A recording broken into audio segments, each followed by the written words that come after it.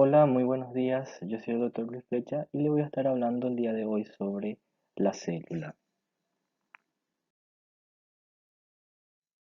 En esta clase entonces vamos a estar hablando sobre la organización general de los seres vivos, la correlación que existe entre los sistemas de organización y también las unidades de medida cuando hablamos en cuestión de la célula.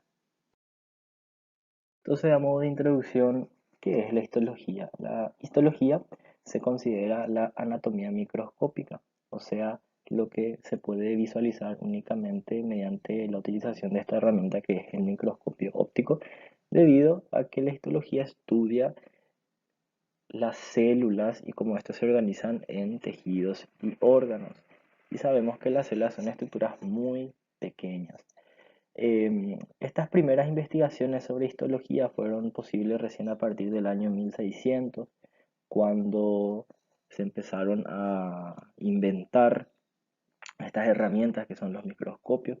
Se considera a Malpighi el fundador de la histología y Hooke fue el que se piensa que es el que inventó el microscopio, de ahí que fue uno de los primeros en utilizar términos como la célula y el núcleo.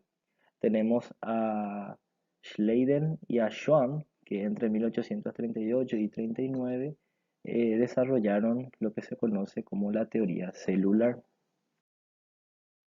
Entonces, Schlein y Schwann eh, determinaron que todas las plantas y los animales están formados por células. Y luego Rudolf Virchow observó que las células se dividen y que éstas dan origen a células viejas. Entonces, mediante el trabajo de estos tres científicos se pudo contribuir acerca de la teoría celular, que unificaba conceptos diciendo que la célula es la unidad básica de la organización funcional de los seres vivos y que una célula deriva de otra. Entonces, podemos dividir a la célula en dos compartimientos, un compartimiento citoplasmático y un compartimiento nuclear. En el compartimiento citoplasmático vamos a tener componentes como lo son el citosol, las organelas, las inclusiones y el citoesqueleto. Y en el compartimento nuclear vamos a tener componentes como lo son el nucleoplasma y el material genético, que es el ADN, en forma de cromosomas.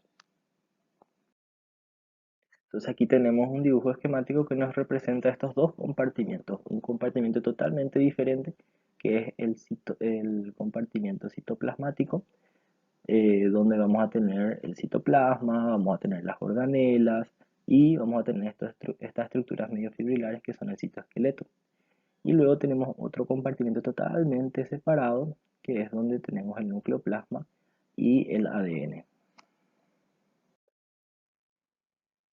Bueno, a la hora de mirar a la histología en el microscopio óptico, eh, a modo de generalidad y a modo de introducción, debemos tratar de reconocer esos componentes, ¿sí? Fíjense cómo las células son totalmente diferentes una de otras y rápidamente podemos apreciar una estructura de color bien basófilo, o sea, bien azul, que es el núcleo, ¿sí? Fíjense las diversas formas y tamaños que puede tener el núcleo y algunas células pueden ser apreciables o no cierta cantidad de citoplasma.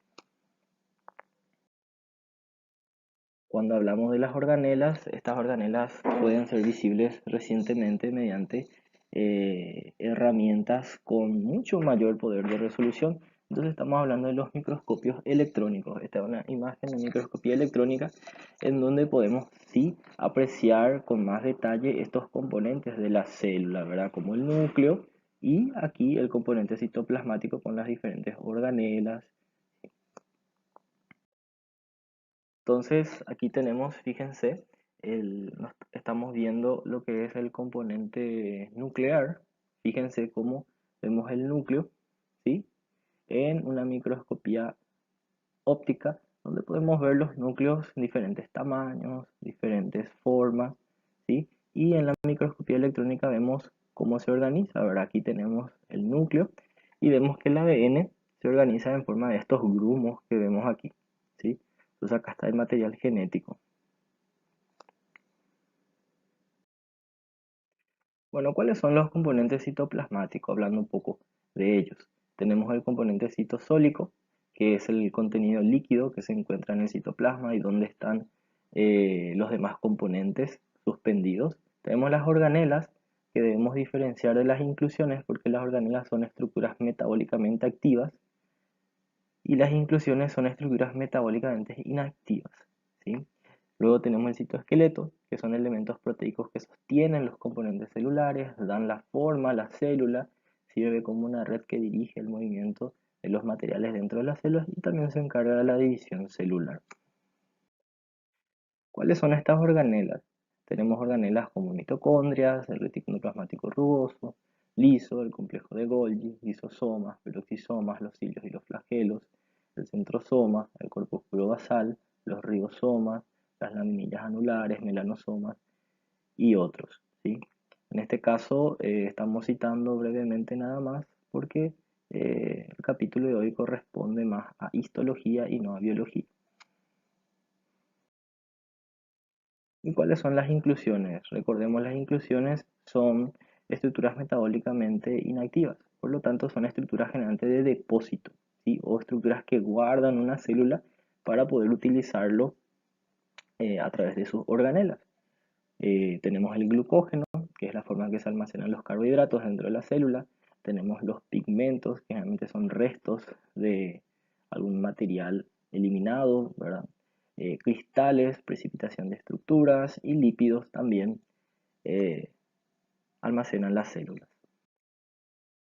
¿Cuáles son los componentes en el núcleo? Tenemos el nucleoplasma, que es la sustancia líquida en el cual el material genético está suspendida, ¿verdad?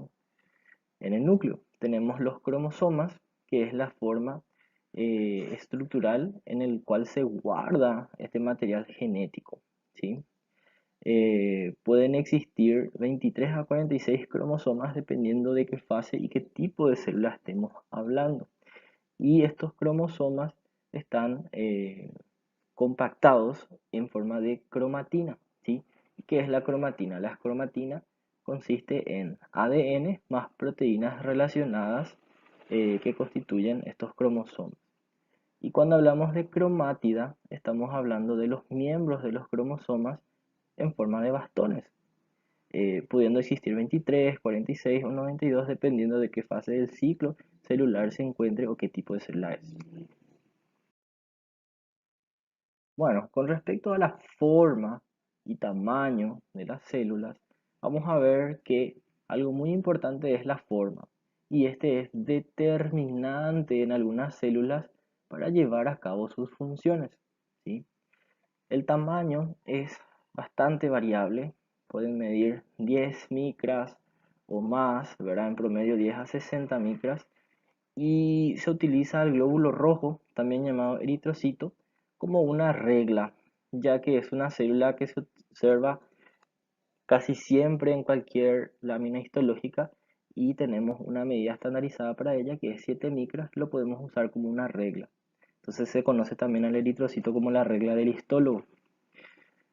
Debemos ver acá, fíjense, una imagen esquemática donde nos representa diversos tipos de células.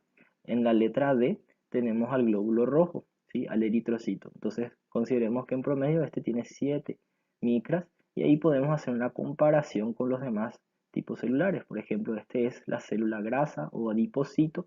Fíjense qué tamaño tan grande tiene en comparación con el glóbulo rojo. Entonces esto tranquilamente puede medir 60 micras o más.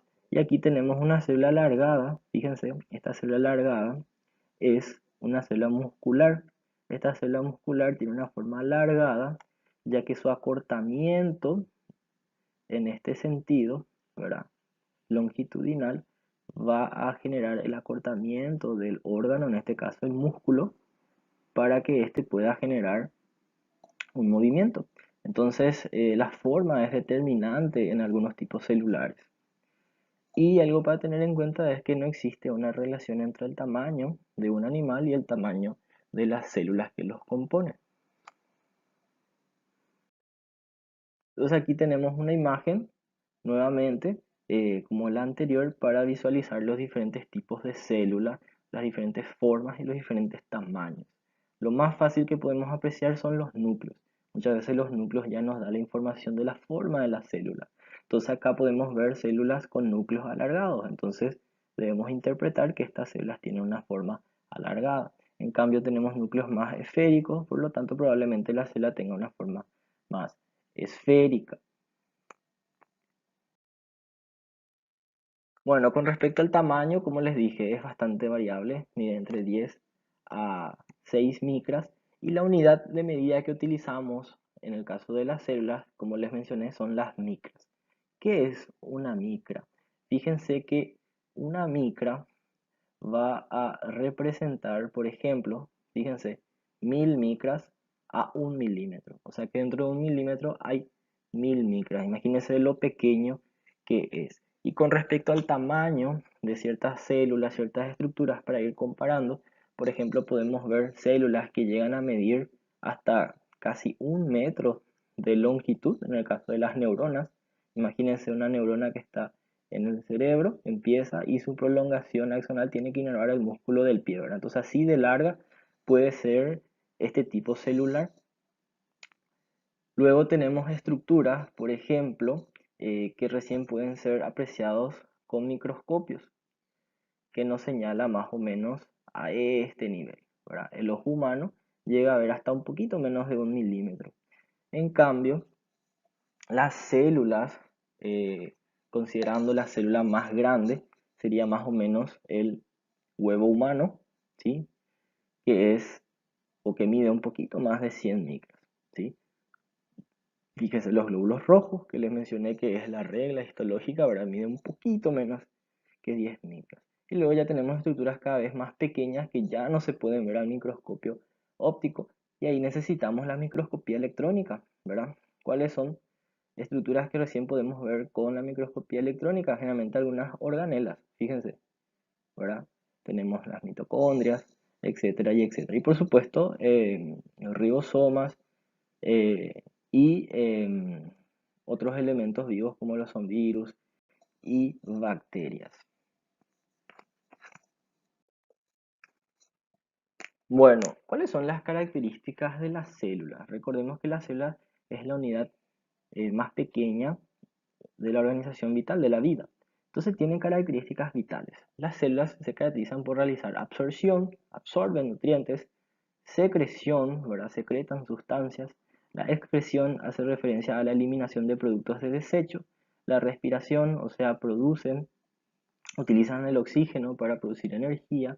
La irritabilidad es la capacidad que tiene la célula de reaccionar a estímulos extraños o externos. La conductividad hace referencia a que pueden enviar señales a células vecinas. La contractilidad, que se pueden acortar ciertos elementos de su citoplasma, de ahí acortar el tamaño de la célula y también se pueden reproducir.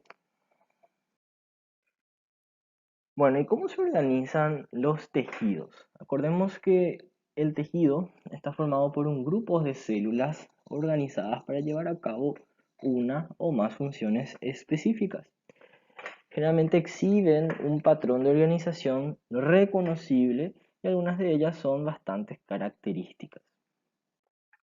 Existen 4 tipos básicos de tejido, que son el tejido epitelial, que es aquel que va a recubrir las superficies externas e internas de los órganos huecos, y también se caracteriza por secretar sustancias, como lo son las glándulas.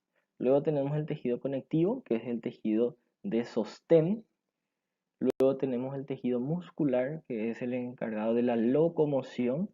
Y luego tenemos el tejido nervioso, que es un tejido que se encarga de recibir, transmitir e integrar la información del organismo.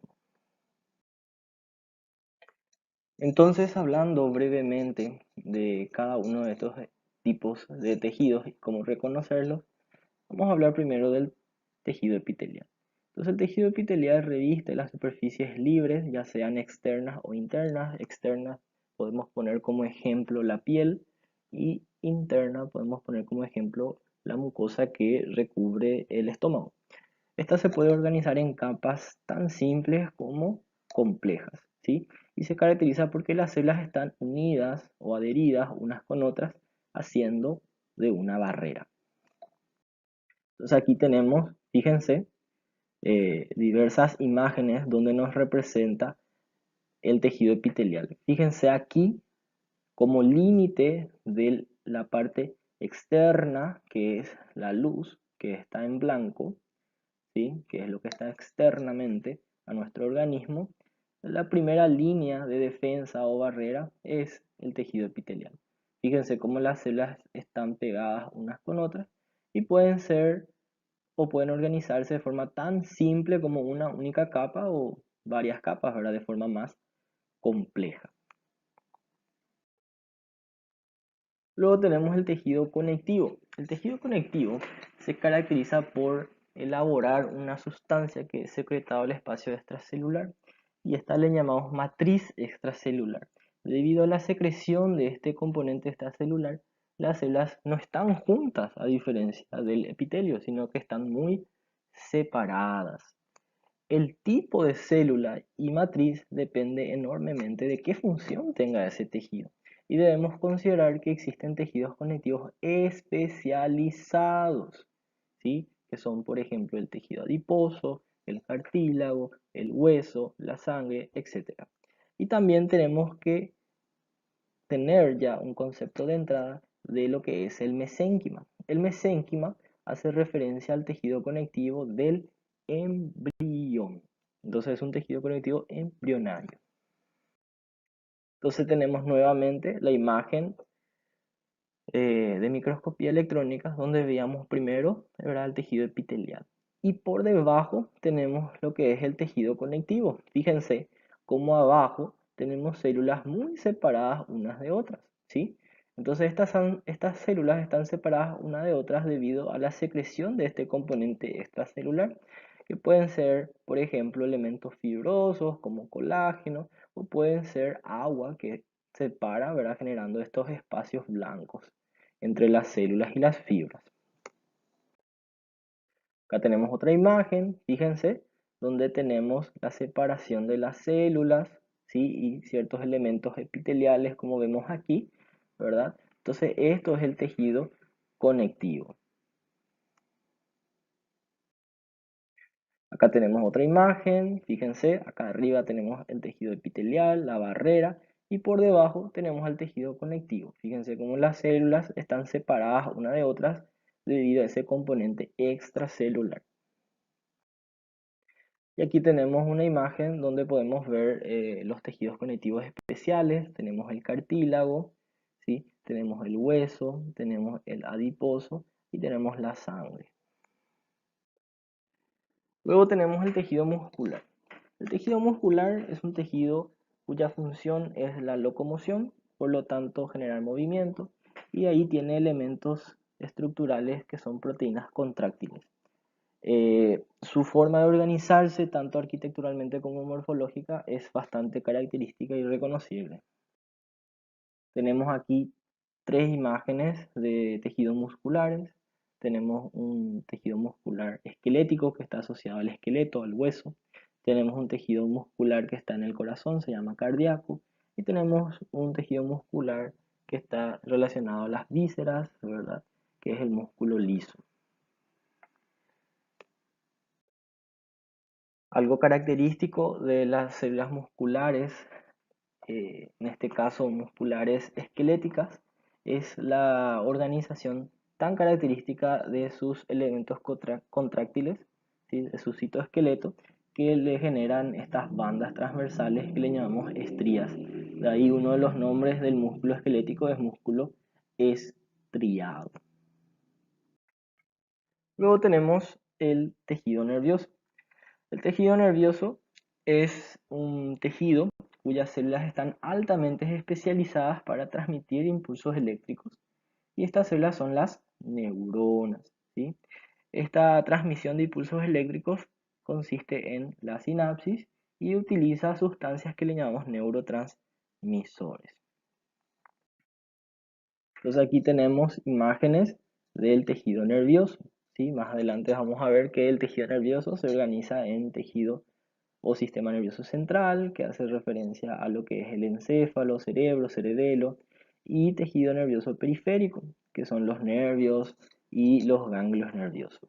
Y aquí podemos reconocer la célula más importante del tejido nervioso, que es la neurona.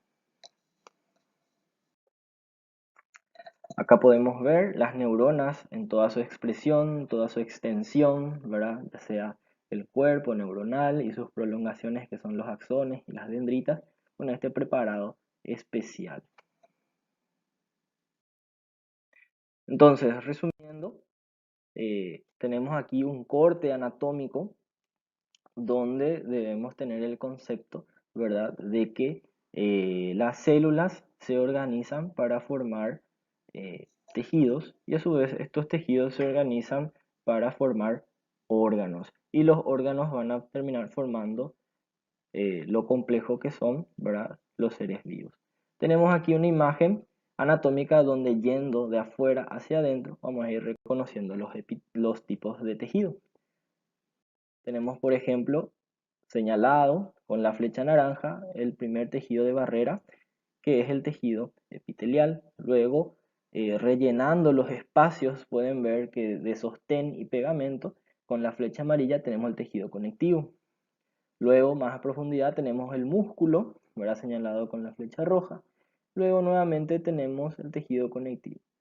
Más profundamente tenemos el esqueleto, el hueso, que es un tipo de tejido conectivo especializado.